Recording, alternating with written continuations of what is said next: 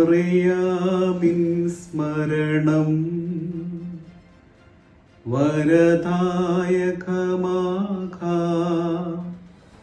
തൽ പ്രാർത്ഥന ഞങ്ങൾ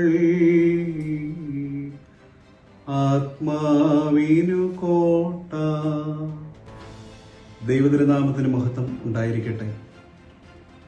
ദൈവമാതാവിൻ്റെ ജീവിതം എന്ന് പറയുന്നത് ദൈവപുത്രനെ ഉദരത്തിൽ വഹിക്കുവാൻ ഭാഗ്യം സിദ്ധിച്ചു എന്നുള്ളതാണ്. മാലാഖയുടെ അരുളപ്പാട് ശിരസ വഹിച്ചുകൊണ്ട് പരിശുദ്ധ കന്യാമറിയാം തൻ്റെ ജീവിതം ദൈവപുത്രനെ ഉദരത്തിൽ വഹിക്കുവാൻ വേണ്ടി സമർപ്പിക്കുകയാണ് ചെയ്യുന്നത്. മാതാവിൻ്റെ ജീവിതം പരിശോധിക്കുമ്പോൾ വളരെയധികം കഷ്ടതകളും ആകുലതകളും നിറഞ്ഞ ഒന്നാണ്. യെരുശലേം ദേവാലയത്തിൽ ശുശ്രൂഷ മനോഭാവത്തോടുകൂടി ശുശ്രൂഷകൾ ചെയ്തുകൊണ്ടിരുന്ന ഒരു പെൺകുട്ടി. അവളുടെ വിവാഹം നിശ്ചയം കഴിഞ്ഞതാണ്.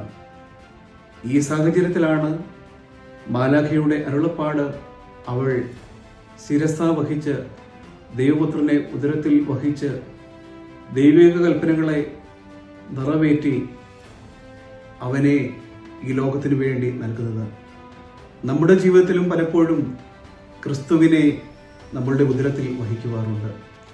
എത്ര പേർക്ക് ആ ക്രിസ്തുവിനെ ലോകത്തിന് പകർന്നു കൊടുക്കുവാൻ സാധിക്കുന്നുണ്ട് എന്ന് ഞാനും നിങ്ങളും ചിന്തിക്കേണ്ടിയിരിക്കുന്നു. ദൈവം ഏവരെയും വാഴ്ത്തി അനുഗ്രഹിക്കട്ടെ.